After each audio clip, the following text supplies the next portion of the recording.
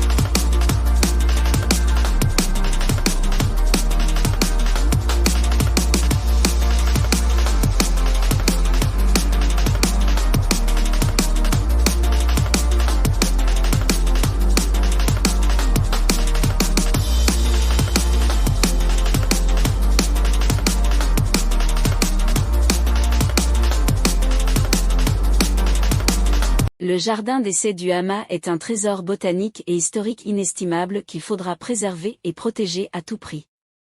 Au cœur de l'agitation urbaine d'Alger, le jardin d'essai du Hamas est un havre de verdure, de contemplation de la nature et surtout de paix, qui se dévoile aux visiteurs à travers ses merveilleux paysages multicolores. Un refuge pour les citadins en quête d'évasion.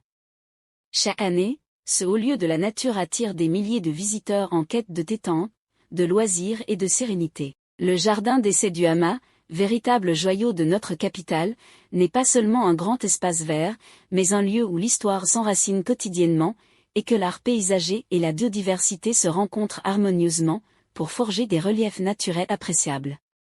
Réputé pour ses allées bordées d'arbres centenaires et ses parterres de fleurs exotiques soigneusement entretenus, le parc naturel du Hamas est bien plus qu'un simple jardin de promenade. C'est un espace où se hume l'air pur à grandes bouffées. C'est aussi une invitation à la méditation, au repos de l'esprit et également un refuge pour les citadins en quête d'évasion.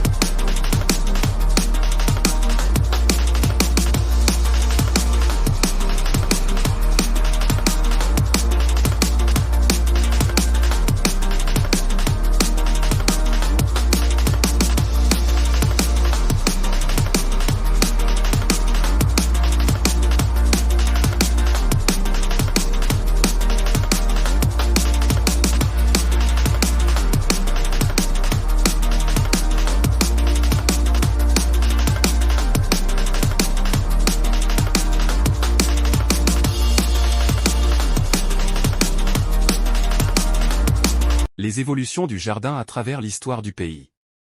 Si l'objectif initial est de générer des profits issus de l'agriculture, le jardin d'essai mute au fil des décennies, au gré des essences importées des quatre coins du monde, par les botanistes européens.